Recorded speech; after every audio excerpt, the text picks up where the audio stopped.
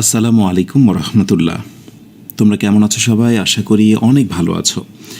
English মজার আজকের আয়োজনে তোমাদের সবাইকে অভিনন্দন। শুকরিয়া মহান আল্লাহর কাছে, আলহামদুলিল্লাহ বেসিক ক্লাসের আরও একটি নতুন ক্লাসে হাজির হতে পারলাম। আজ এটি হচ্ছে ক্লাস 6, ষষ্ঠ দিনের ক্লাসের এই আয়োজন চলছে। আমি জানি আমার সঙ্গে পুরনোদের সঙ্গে নতুন অনেকে যুক্ত হয়েছ। কমেন্টে আমি সবাইকে দেখতে চাই, যারা বিশেষ করে নতুন বন্ধুরা রয়েছে কমেন্টে একটু নিউ লিখে দাও। আর পুরনো যারা আছো তাদেরকে অধিকার নিয়ে বলছি যে ডেফিনেটলি অবশ্যই আজকের এই ভিডিওটা একটু শেয়ার করে দাও কাছের বন্ধুকে। ওকে, সো ক্লাসটি শুরু করছি। কমেন্টে নজর রাখছি। তোমরা অনেকে আমাকে সালাম দিয়েছো। ওয়ালাইকুম আসসালাম রহমতুল্লাহ। অনেকে জিজ্ঞাসা, স্যার আপনি কেমন আছেন? শুকরিয়া, আলহামদুলিল্লাহ আমি বেশ ভালো আছি। তোমরা কেমন আছো? কে কোথা থেকে যুক্ত হয়েছো একটু অবশ্যই কমেন্টে জানাবে। দেখো, তুমি যদি শিখতে চাও, শিক্ষকের প্রতি অবশ্যই তোমাকে কৃতজ্ঞ হতে হবে। শিক্ষকের অর্ডারগুলো ফলো করতে হবে।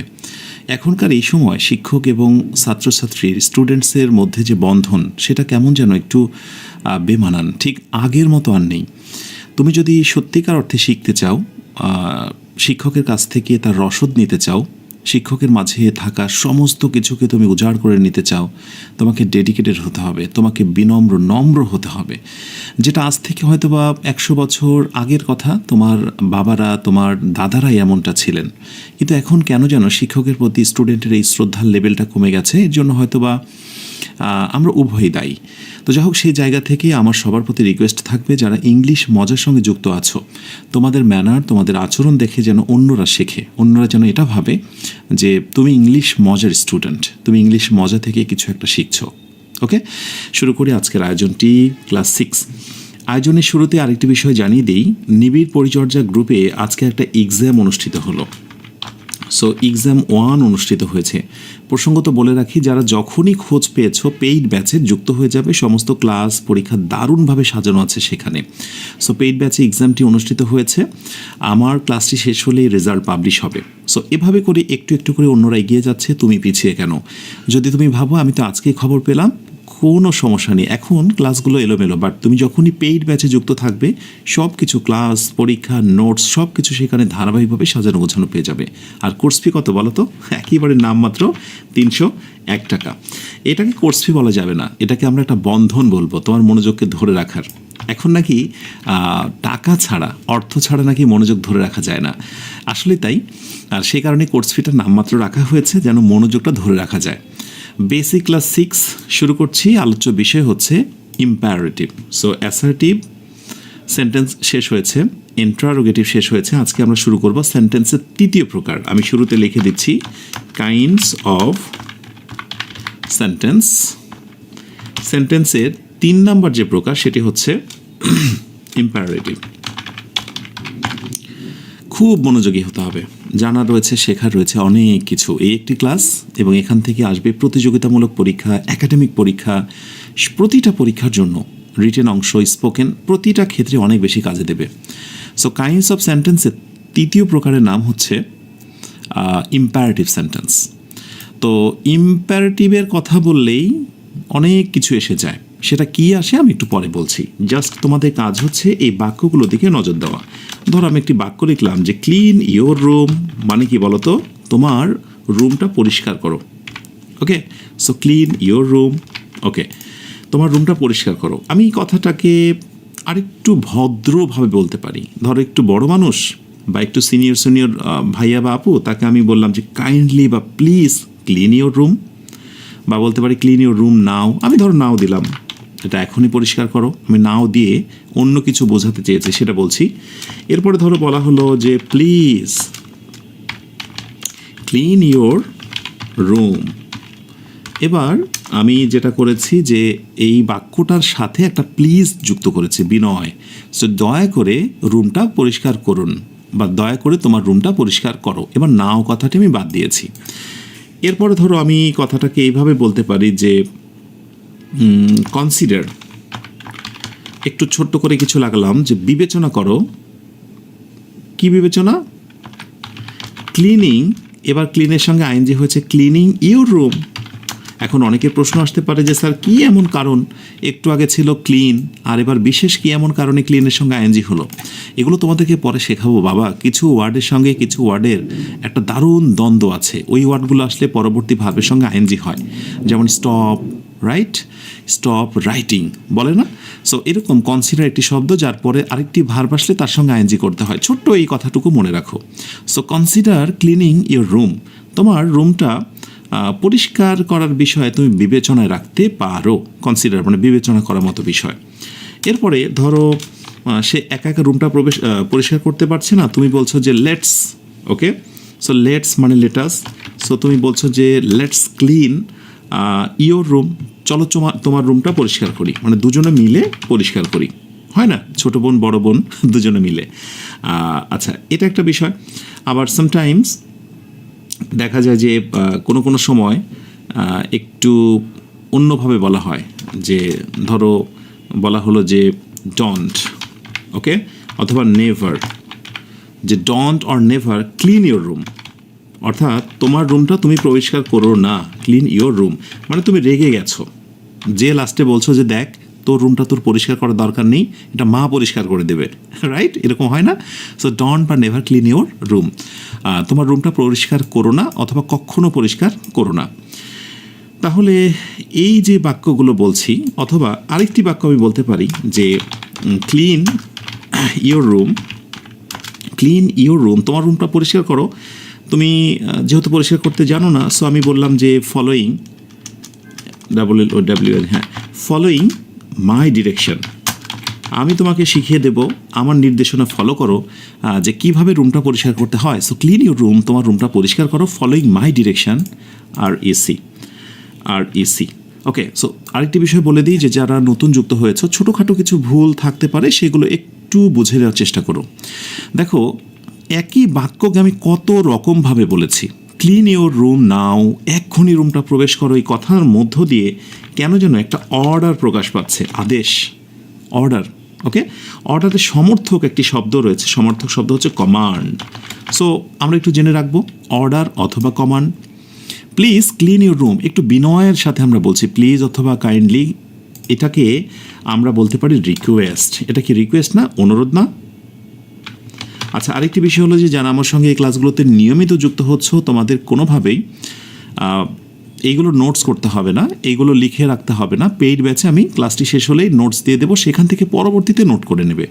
আচ্ছা, এরপরে কনসিডার ক্লিনিং ইয়োর রুম, তোমার রুমটা পরিষ্কার করার ব্যাপারে তুমি একটু ভেবে দেখতে পারো। সো এটাকে আমি অ্যাডভাইস বলতে পারি অথবা সাজেশন, অ্যাডভাইস বলতে পারি অথবা সাজেশন মানে হচ্ছে পরামর্শ। আচ্ছা, লেটস ক্লিন ইউর রুম, চলো তোমার রুমটা পরিষ্কার করি। আমরা আমন্ত্রণ করছি, একজনকে নিমন্ত্রণ করছি। সো এটাকে আমরা আমন্ত্রণ করতে পারি। সো ইনভিটেশন, সো এটাকে আমরা আমন্ত্রণের মধ্যে রাখলাম। আর don't or never clean your room, এটাকে আমরা বলছি যে ওয়ার্নিং, একেবারে সাবধানতা, ওয়ার্নিং, বললাম যে করা যাবে না। So clean your room following my direction, আমার নীতি, আমার কথা, আমার নির্দেশনা অনুযায়ী রুমটা পরিষ্কার করো। সো তুমি এটাকে বলতে পারো ইনস্ট্রাকশন অথবা ডিরেকশন, যেটাই হচ্ছে ইনস্ট্রাকশন অথবা হচ্ছে ডিরেকশন। ইয়েস, এবার একটা মজার কথা হচ্ছে, ইম্পারেটিভ সেন্টেন্স মানেই যে কথার মধ্য দিয়ে অর্ডার, আদেশ প্রকাশ পাবে, যে কথার মধ্য দিয়ে রিকোয়েস্ট, অনুরোধ প্রকাশ পাবে, যে কথার মধ্য দিয়ে অ্যাডভাইস, উপদেশ, হ্যাঁ অ্যাডভাইস, ওকে, রিকোয়েস্ট, অনুরোধ, আর ইনভিটেশন যেটার মধ্যে দিয়ে অনুরোধ প্রকাশ হতে পারে, যেটার মধ্যে দিয়ে ওয়ার্নিং, সাবধানতা, যেটার মধ্যে দিয়ে নির্দেশনা প্রকাশ পেতে পারে। These are called imperative sentence. So imperative সেন্টেন্সের এই হচ্ছে প্রাথমিক সংজ্ঞা, এইগুলোর নামই হলো প্রাথমিক সংজ্ঞা। সো আমি একটা কাজ করব, ইম্পারেটিভ ইজ ইকুয়াল টু, এটা যেন পরে বুঝতে সুবিধা হয়, সো আমি লিখে দেব অর্ডার প্লাস, এটা হতে পারে রিকোয়েস্ট প্লাস, এটা হতে পারে অ্যাডভাইস প্লাস, আমি লিখে দেবো এটা ওয়ার্নিং, ইনভিটেশন, আমন্ত্রণ, নিমন্ত্রণ, ওকে, আমি এখানে লিখে দেবো ওয়ার্নিং, এবং আমি লিখে দেবো যে এটা হচ্ছে ইনস্ট্রাকশন। সো এই সবগুলো সমন্বয় হচ্ছে ইম্পারেটিভ সেন্টেন্স। এখন আমাদের শিক্ষার্থীর মধ্যে একটা কমন সেন্স হচ্ছে, স্যার একটা শর্টকাট টেকনিক বলেন তো স্যার এগুলো মনে রাখার। এই যে ইম্পারেটিভ সেন্টেন্স নিয়ে আমি কথা বলছি, এটা শর্টকাট টেকনিকটা কি? ইয়েস, চলো শর্টকাট টেকনিকটা আমি একটু দেখে দিই। শর্টকাট টেকনিকটা হচ্ছে যে যতগুলোই আমি শুরু করেছি সবগুলোতেই একটা কমন বৈশিষ্ট্য হলো কোনো কোনো শুরুতে ভার্ব আছে। দেখো এটা শুরুতে ভার্ব, ওকে। আবার পরের বাক্যতে আমি দেখতে পেলাম রয়েছে প্লিজ, সো PLES, প্লিজ, ওকে। এখন প্লিজের পরিবর্তে কাইন্ডলিও থাকতে পারে, ওকে। আবার এই বাক্যটা শুরুতে দেখলাম লেটস আছে, ওকে। সো লেটস, যেটাকে আমরা লেটাস বলি, লেটস অথবা লেটাস, দুইটা একই কথা, টেনশনের কোনো কারণ নেই। অথবা আমরা দেখতে পাচ্ছি বাক্যের শুরুতে আছে ডু নট অথবা হলো নেভার, নেভার, ওকে। তাহলে এই বৈশিষ্ট্যগুলো যে বাক্যতে থাকবে তাকে বলবো আমরা ইম্পারেটিভ সেন্টেন্স। তার নাম হচ্ছে ইম্পারেটিভ সেন্টেন্স। খুব মজার না? খুবই মজার। আর এই তথ্যটুকু তুমি যদি জানো তাহলে প্রতিযোগিতামূলক পরীক্ষাতে এই ধরনের কোয়েশ্চেনের আনসার তুমি ইজিলি দিতে পারবে। সেটি হলো বলা হলো, ভালো করে বোঝো, find out the imperative sentence, imperative sentence, okay. এবার ধরো কয়েকটি বাক্য দেওয়া হলো যে সিট ডাউন, আরেকটিতে বলা হলো you may go, you may গো, আরেকটি দেওয়া হলো what's wrong with you, what's wrong with you, right? তোমার সাথে কোন সমস্যা? এই তিনটা বাক্য দিয়ে যদি দেওয়া হয় আমার বিশ্বাস একেবারে ঝড় গতিতে তোমরা বলবে যে স্যার ইউ মে গো বাক্যের শুরুতে সাবজেক্ট আছে, ভার্ব নেই, এর কোনো বৈশিষ্ট্য যেহেতু নেই এটা ইম্পারেটিভ হতে পারে না। এটা শুরুতে ডাবলএস কোয়েশ্চেন আছে যেটা আমরা গত ক্লাসে দেখেছিলাম ইন্টারোগেটিভ, সো এটা কোনোভাবে ইম্পারেটিভ নয়। বাক্যের শুরুতে রয়েছে ভার্ব, এই হচ্ছে ভার্ব, ইয়েস। সো যখনই ভার্ব দ্বারা শুরু হবে তার নাম হচ্ছে ইম্পারেটিভ। সো আমি জানি যে এই ধরনের আনসারগুলো, এটা আমি সহজ দিয়েছি, আরও কঠিন এক্সাম্পলস আমি সামনে টানবো অথবা পরীক্ষাতেও দেব, কিন্তু আসলে না, শেখার সূচনাটা সহজ দেওয়া হওয়া উচিত। কারণ এতে করে কি হয়, মানে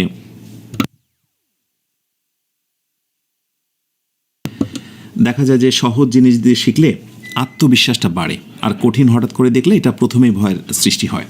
সো যারা আনসারটা দিতে পেরেছ স্বতঃস্ফূর্তভাবে তোমাদের সবাইকে অসংখ্য ধন্যবাদ।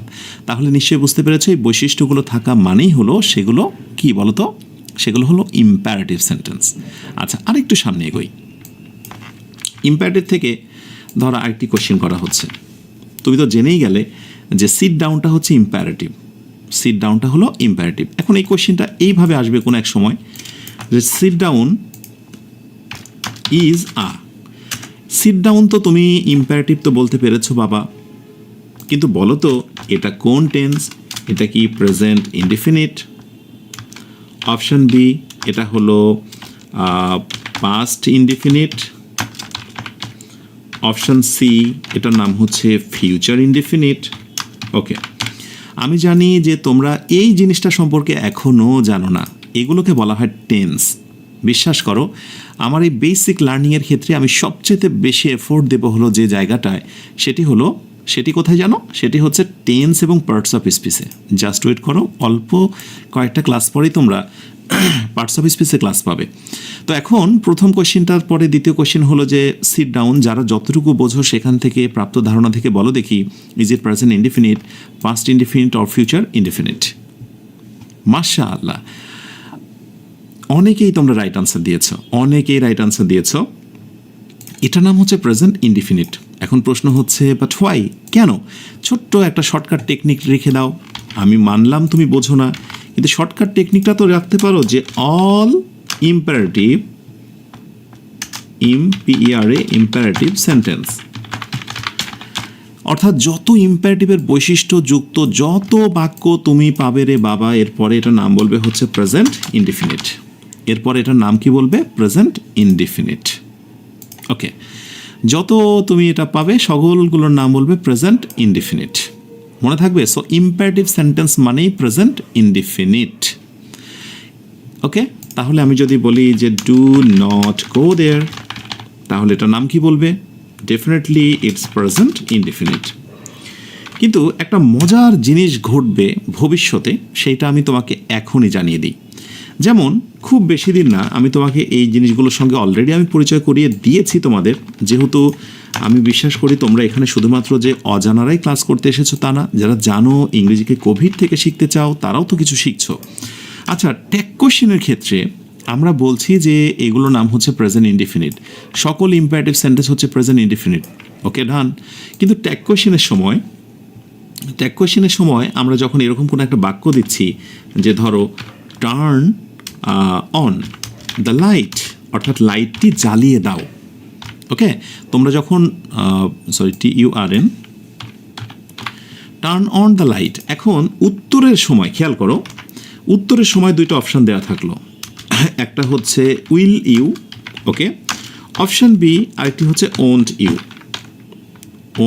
ইউ। এই ইউটা কোথায় থেকে আসলো আমি সেটা তোমাকে পরে বললে হয়, এখন একটু বলি। আসলে এই বাক্যটা হচ্ছে এরকম, টার্ন অন দ্য লাইট, লাইটটা জ্বালিয়ে দাও। তার মানে এখানে একটা সাবজেক্ট লুকোনো আছে, সেটা হচ্ছে ইউ। সাবজেক্টটা কি? ইউ। তার মানে তুমি TURN টার্ন দ্য লাইট। ওকে, তাহলে নর্মালি কিন্তু ইম্পারেটিভ সেন্টেন্সে একটা সাবজেক্ট লুকানো থাকে এবং সেটি হচ্ছে ইউ। এই জিনিসটা তোমরা একটু সিম্পলি মনে রেখো।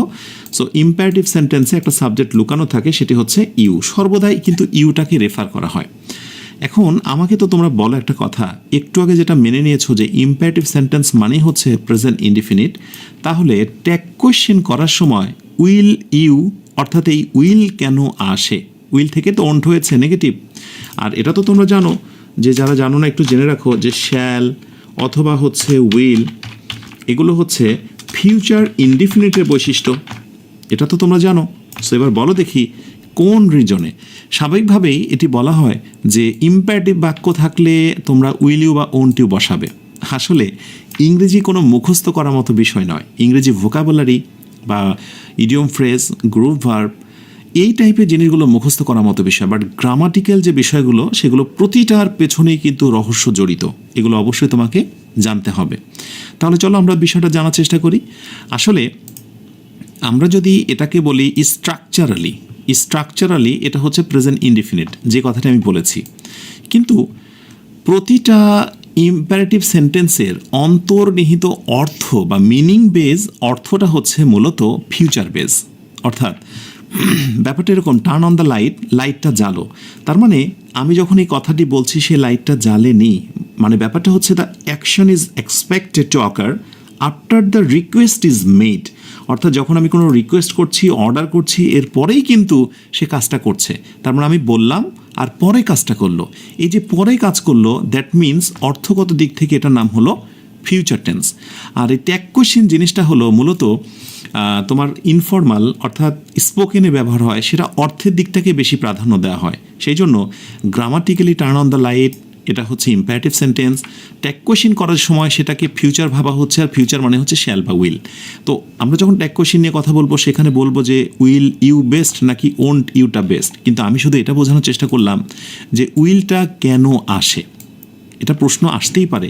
যখন এই প্রশ্নটা আমি তোমাকে শিখিয়েছি, তখন কেউ একটা ধরে তোমাকে বাধাতেই পারে। আরেকটু আমরা সামনে এগোই। যেমন লেট আস গো দেয়ার, খেয়াল করো, লেট আস গো দেয়ার। ওকে, আমি যদি বলি এটা কোন সেন্টেন্স, তুমি ঝড়ো গতিতে বলবে এটা ইম্পারেটিভ সেন্টেন্স। কেন ইম্পারেটিভ? কারণ এখানে রয়েছে লেট আস। তুমি এটা জেনেছো, ভেরি গুড। সো এই কথাটাকেই আরেকভাবে বলা হয়, সেটা হচ্ছে লেটস গো দেয়ার। ওকে, এভাবেও বলা হয়। সো এখানে একটা মজার জিনিস তোমরা শিখে রাখো, সেটি হচ্ছে কোনো একটি লেটারকে যদি আমরা কমিয়ে দিতে চাই, কোনো একটা কিছুকে বাদ দিতে চাই, ততস্থলে একটা কি বসে বলো তো? অ্যাপোস্ট্রফি বসে। এটা হচ্ছে অ্যাপোস্ট্রফি, অর্থাৎ কমা হচ্ছে নিচে, ওকে, আর অ্যাপোস্ট্রফি হচ্ছে পরে। আমি তো ফান করে বলি যে কমার প্রমোশন হয়ে সেটা অ্যাপোস্ট্রফি হয়েছে। ওকে, সো এইটুকু আমি বলে দিই যে যখন কোনো ওয়ার্ড মাইনাস হয়ে যায়, দেখো ইউ নেই, তাই সেই জায়গাতে কিন্তু অ্যাপোস্ট্রফি বসেছে। সো এই হচ্ছে লেট, আর আসের এই হচ্ছে এস, আর আমি ইউটাকে বাদ দিয়েছি, সেই জন্য এই হলো আমার অ্যাপোস্ট্রফি। এনিওয়ে, এটা ছোট্ট জিনিস, অনেকের মানে বুঝে আসে না। লেট আস গো দেয়ার বা let's go there, both are imperative. আর আমি বলেছি ইম্পারেটিভ সেন্টেন্স মানে সেটি হচ্ছে অ্যাসার্ট, কি বলে, প্রেজেন্ট ইনডিফিনিট। সো তুমি এটাকে বলবে টেন্সের দিক থেকে প্রেজেন্ট ইনডিফিনিট। ওকে, ডান। কিন্তু এখন আমার প্রশ্ন। সো ডাউট হচ্ছে কোথায়? আমি শিরোনামটা ডাউট দিলাম। ডাউটটা কোথায়? ডাউটটা হচ্ছে, একটু ভালো করে বোঝার চেষ্টা করো। অনেকের মাথায় হয়তো বা কিছু জিনিস উড়ে যেতে পারে, কিন্তু শুধু ধরে রাখো এবং দেখে রাখো যে এটা বিশ্বাস করো, বিলিভ ইট অর নট, কয়েকদিন পরে এই জিনিসটা তোমার কাছে আবার ধরা দেবে। তাহলে ডাউটটা হচ্ছে, লেট আস গো দেয়ার। আমি যখন ট্যাগ কোয়েশ্চেন করছি, ট্যাগ কোয়েশ্চেন না, অনেকের কাছে মনে হচ্ছে ইংরেজি বুঝি না, আর এই ট্যাগ কোয়েশ্চেন বারবার কেন আসে? আসবে বাবা, গত ক্লাসেও দেখিয়েছি প্রশ্নবোধক কয়েকটা ধরন, তার ভিতর ট্যাগ কোয়েশ্চেন হচ্ছে একটা। প্রথমটা স্টেটমেন্ট আর পরেরটা ট্যাগ কোয়েশ্চেন। এখন এই ট্যাগ কোয়েশ্চেনের সময় আমরা দেখি এখানে আসে হচ্ছে শ্যাল উই। ওকে, কখনো কি নিজেকে প্রশ্ন করে দেখেছো এই শ্যালটা আসলে কোথায় থেকে আসে? আমি যদি লেটাসটাকে প্রেজেন্ট ইনডিফিনিট বলি, ওকে, তাহলে তো ওখানে শ্যাল আসার কথা না। শ্যালটা আসে কোথায় থেকে? কারণটা এবার জেনে নাও। কারণটা হচ্ছে, এই বাক্যটাকে তুমি যদি ইলাবোরেট করো, বড় করো, তাহলে হচ্ছে উই শ্যাল গো দেয়ার। আসলে মূলত বাক্যটাকে টেনে বড় করলে এখানে একটা শ্যাল আনা খুবই জরুরি হবে, গুরুত্বপূর্ণ হবে, এটা একটা বিষয়। 2 নাম্বার কথা হলো, লেট আস গো দেয়ার। আমরা বলছি যে চলো আমরা যাই, যখনই কথাটি বলছি তখনও আমি যাইনি, যাওয়া শুরু করিনি। তার মানে the action is expected to ochre after the request is made. অর্থাৎ আমি কিছু বলছি এবং তারপরে শুরু করব। তার মানে গঠনগত দিক থেকে এটা প্রেজেন্ট ইনডিফিনিট, কিন্তু অর্থের দিক থেকে এটা হচ্ছে ফিউচার টেন্স, আর ফিউচারের জন্যই মূলত এখানে শ্যাল আনা হয়েছে। আর এটা তো আমরা জানি, এই যে উই থেকে আস হয়েছে, এই আসের গর্ভে তো মূলত উই লুকিয়ে আছে, উই থেকেই তো আস, তাই না? তো যাই হোক, সে কারণে উই নিয়েছি, আর এটা যেহেতু অর্থটা ফিউচারের মতো দেয়, সেই জন্য এখানে শ্যাল নিয়ে এসেছি। আশা করি এই বিষয় নিয়ে পরবর্তীতে দ্বন্দ্ব হবে না যে আসলে ইম্পারেটিভ সেন্টেন্সটা আদৌ কেন প্রেজেন্ট ইনডিফিনিট না হয় সামটাইমস ফিউচার টেন্স হয়। ছোট্ট জিনিসগুলোকে একটু একটু করে ধরে রাখার চেষ্টা করো, জীবনে অনেক কিছু পাবে। আর একটু সামনে এগোই আমরা। এখানে একটা প্রশ্ন আমি প্রায়শই আসতে দেখি, সেটা হচ্ছে এই বাক্যটা বিভিন্ন প্রতিযোগিতামূলক পরীক্ষাতে আমি যদি বলি প্লিজ হেল্প মি, তো সবাই জানো এটা ইম্পারেটিভ সেন্টেন্স, কারণ প্লিজ দ্বারা শুরু হয়েছে। ওকে, ডান। কিন্তু প্রশ্নটা হবে ঠিক এই জায়গাটায়, প্লিজের নিচে আন্ডারলাইন করে সুন্দর একজন একটি কমেন্ট করেছে, Kallol Ahmed, the work does not done yet. হ্যাঁ, কাজটা এখনও শেষ হয়নি। ঠিক আছে, আচ্ছা, তাহলে প্লিজ হেল্প আস, এই প্লিজের নিচে আন্ডারলাইন করা হতে পারে এবং দিয়ে বলতে পারে প্লিজের নাম কি। ইতিমধ্যে তোমরা একটা জিনিস জেনেছো যে একটা ওয়ার্ডের 4টা রূপ, একটা হচ্ছে নাউন, ওকে, একটা হচ্ছে ভার্ব, একটা হচ্ছে অ্যাডজেক্টিভ, আর একটা হচ্ছে অ্যাডভার্ব।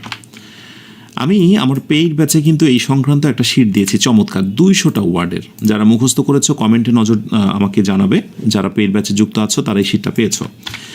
মোটামুটি বেশিরভাগ শব্দেরই কিন্তু এই 4টা করে রূপ আছে, নাউন, ভার্ব, অ্যাডজেক্টিভ, অ্যাডভার্ব আছে তো। ওকে, সবগুলো নেই, 2-1টা হয়তো বা কমও থাকতে পারে, কিন্তু প্রায় শব্দগুলোরই 4টি করে রূপ।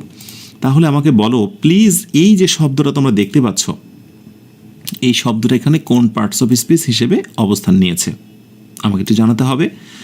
ওকে, এটা একটা জানাও। তারপরে আরেকটি প্রশ্ন হচ্ছে, ধরো বলা হলো যে হি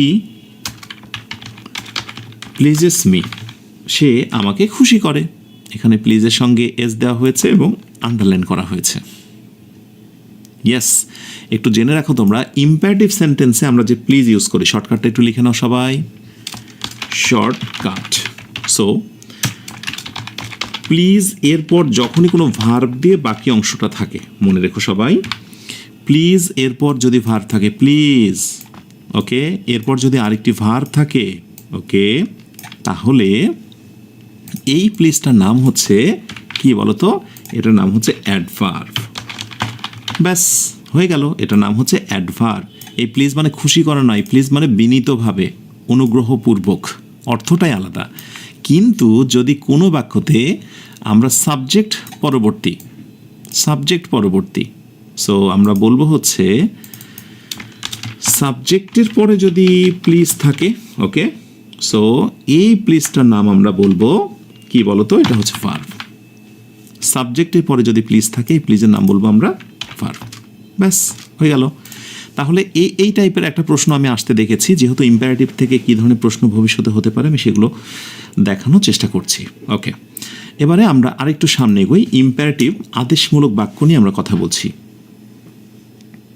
ওকে, এখন নেক্সট যে সেগমেন্ট সেটা হলো যে আমরা অ্যাসার্টিভ যখন বাক্যটি দেখেছিলাম সেখানে দেখেছিলাম যে সাবজেক্ট থাকে তারপরে বাকি অংশ। ওকে, আমরা যখন ইন্টারোগেটিভ দেখেছিলাম সেখানে দেখেছিলাম যে ডাব্লিউএস ওয়ার্ড থাকে অথবা একটা অক্সিলারি ভার্ব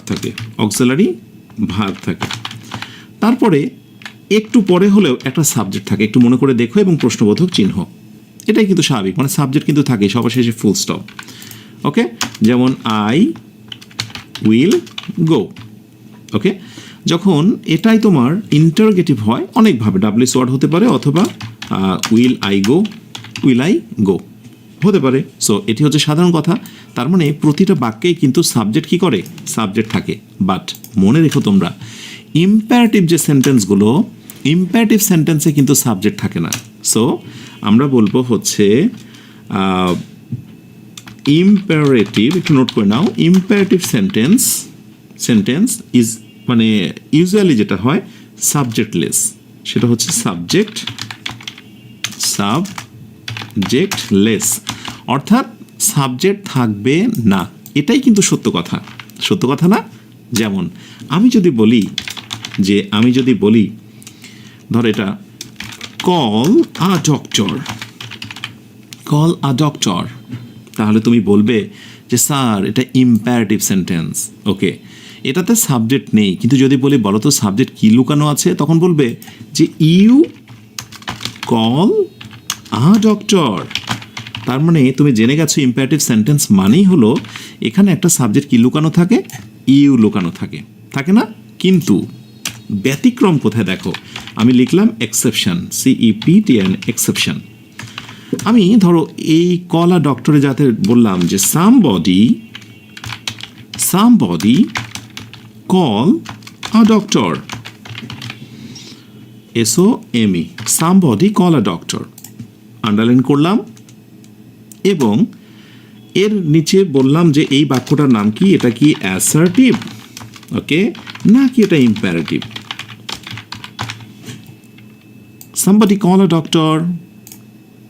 এখন একেবারে নিতান্তই দ্বিধার মধ্যে পড়ে যাবে যে স্যার আপনি তো বলেছিলেন যে ভার্ব দ্বারা শুরু হবে, তো ভার্ব দ্বারা শুরু হয়নি, এটা তো নর্মালি সাবজেক্ট দ্বারা শুরু হয়েছে।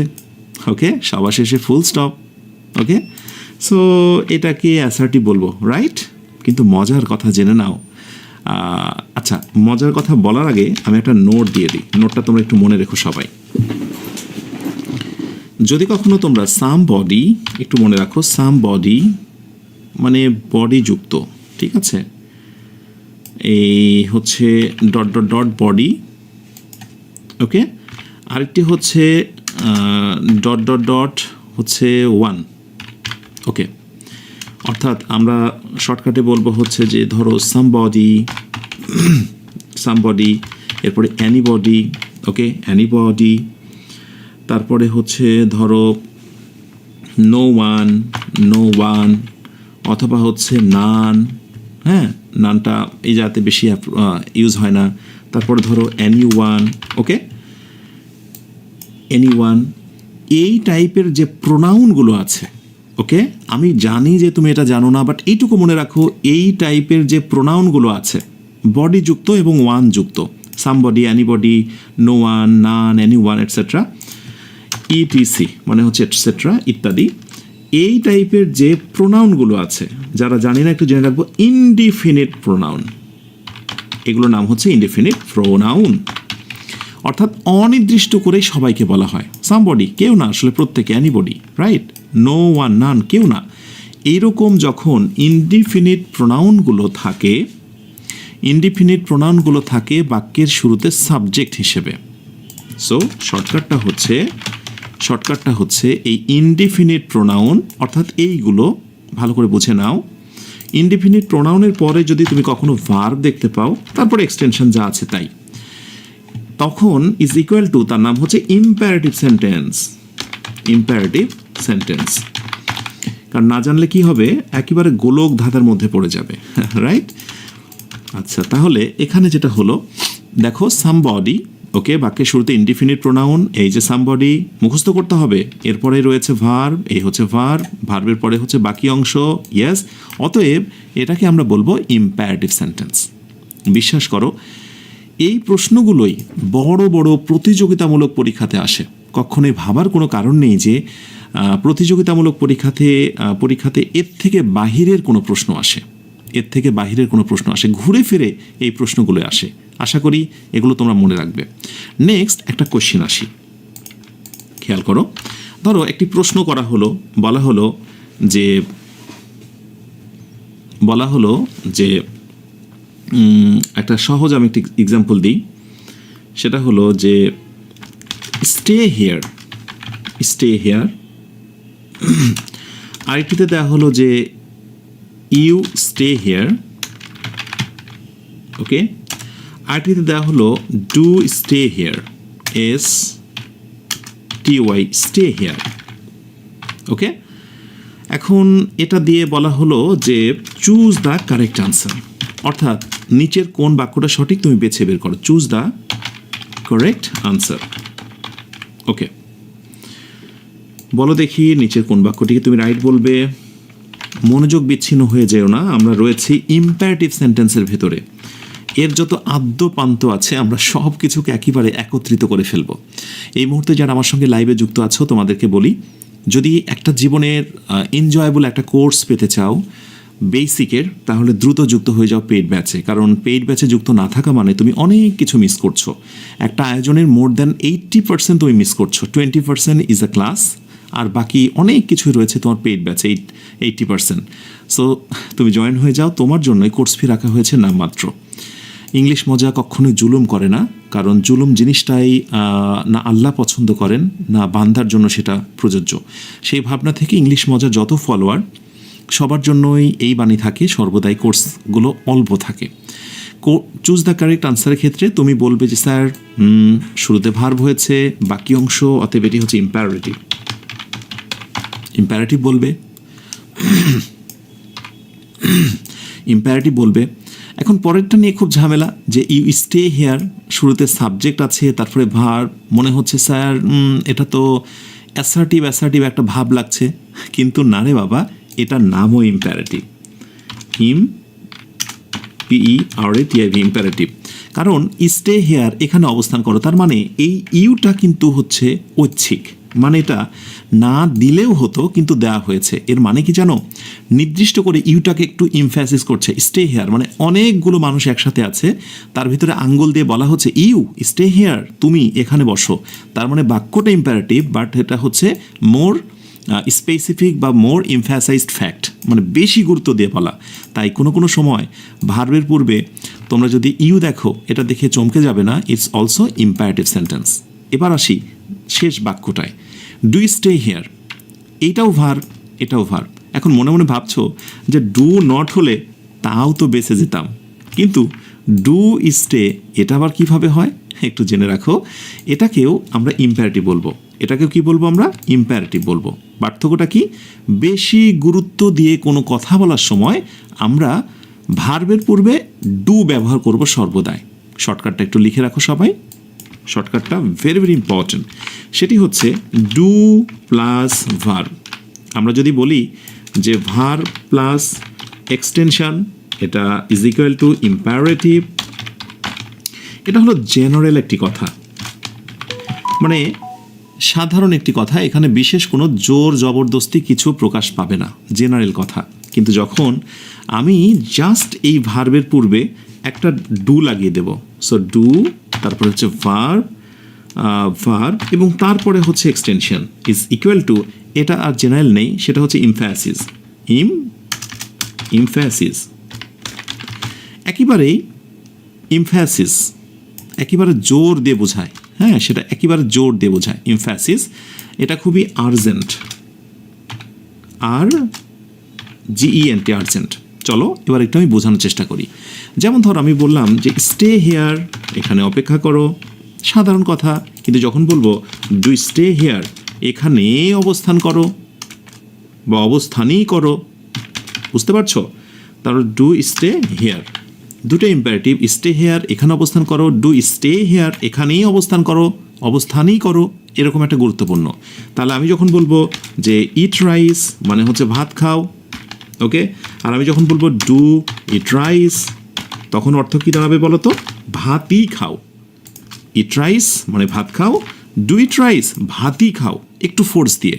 আমি যদি বলি যে রান দৌড়াও, আমি যদি বলি ডু রান দৌড়াওই, দৌড়ানোই তোমার কাজ। বুঝতে পারছো? সো ইম্পারেটিভে আমরা ভার্বের পূর্বেও কি ব্যবহার করতে পারি? ইয়েস, আমরা একটা ডু ব্যবহার করতে পারি। মনে থাকবে? ওকে, ফাইন। এত কিছু আলোচনা করার পর হয়তোবা তোমাদের অনেকের কিছু বিভ্রান্তিকর বিষয় থাকতেই পারে, তার ভিতরে এই বাক্যটার কথা আমি বলি। যেমন বলা হলো যে হ্যাভ অ্যানাদার, বললাম যে have another piece of, have another piece of melon. Melon মানে কি বলতো? তরমুজ। হ্যাঁ, তরমুজের সিজন প্রায়, এই তো। Have another piece of melon অর্থাৎ অন্য একটা তরমুজ হবে, অন্য কোনো তরমুজের অপশান রয়েছে? একটু আমাকে জানাও তোমরা দেখি যে এই বাক্যটা কি অ্যাসার্টিভ? ওকে, এটার নাম কি ইম্পারেটিভ? অ্যাসার্টিভ, ইম্পারেটিভ, অথবা এটার নাম ইন্টারোগেটিভ। তো যা হোক, ইন্টারোগেটিভ বলবে না কারণ এটা শেষে প্রশ্নবোধক চিহ্ন নাই। এটাকে অ্যাসার্টিভ বলবে না কারণ এটা শুরুতে সাবজেক্ট নাই। ওকে, সো এটাকে কি বলবে? এটার নাম হচ্ছে ইম্পারেটিভ। এটা একটু ব্যতিক্রম, একটু মনে রাখো ছোট্ট করে এই নোটসটা, কারণ ইম্পারেটিভের আমি যতগুলো এক্সাম্পল দিয়েছি তার ভিতরে এটা হচ্ছে ব্যতিক্রম। যখন সেন্টেন্সের শুরুতে হ্যাভ থাকে এবং লাস্টে ফুল স্টপ থাকে, রাইট? সেন্টেন্সের শুরুতে হ্যাভ এবং সবার শেষে যখন ফুল স্টপ থাকে সেটা কিন্তু হয়ে যায় ইম্পারেটিভ, এবং এই ইম্পারেটিভটাকে বলা হয় অফার, ইম্পারেটিভ। এবং এই ইম্পারেটিভটা হচ্ছে প্রস্তাবমূলক, মানে আমি ধরো কিছু পেতে চাই, আমি জানতে চাচ্ছি, right? So have another piece of melon, আর কি কোনো তরমুজ আছে? Okay, so it's also imperative. তো এই হচ্ছে মোটামুটি ইম্পারেটিভ সেন্টেন্স সংক্রান্ত আদ্যপান্ত।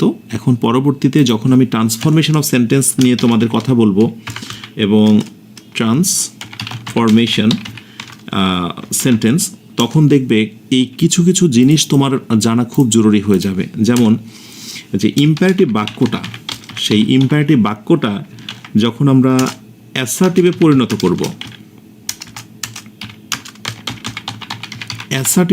করব, তখন আসলে সেটা কেমন হয়। মানে ইম্পারেটিভ একটা বাক্য, ধরো আমি বললাম যে FINISH, ফিনিশ দ্য টাস্ক। আমি তো বিশ্বাস রাখি এটা লেখার সঙ্গে সঙ্গে তুমি ধরে ফেলেছো এটার নাম হলো ইম্পারেটিভ। কেন বলো তো? বিকজ ভার দ্বারা শুরু হয়েছে। সো ফিনিশ দ্য টাস্ক এটা হচ্ছে ইম্পারেটিভ। কিন্তু যখন আমি এটাকে অ্যাসার্টিভে পরিণত করব তখন কি হবে বলো তো? নর্মালি হবে ইউ ফিনিশ দ্য টাস্ক।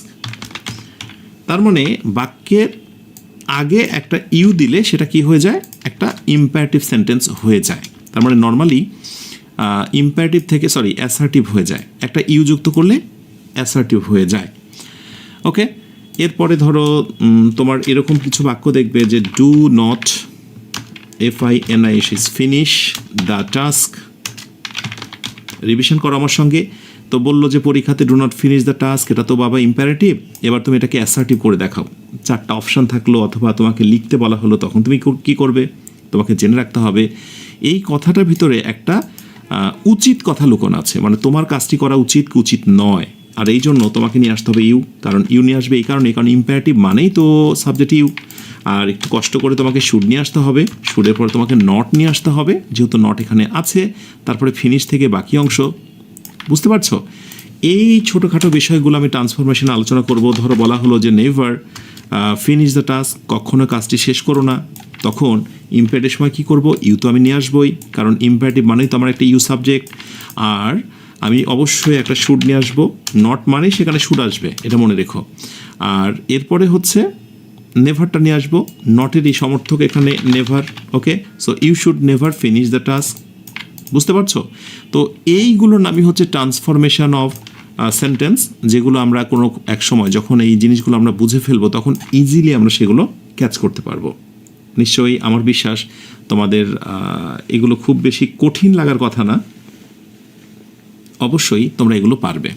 ঠিক আছে, সবশেষে একটা ছোট্ট ইনফরমেশান দিয়ে আজকের এই ক্লাসটি শেষ করব, এবং সেটি হচ্ছে, ধরো যদি এরকম বলা হয় যে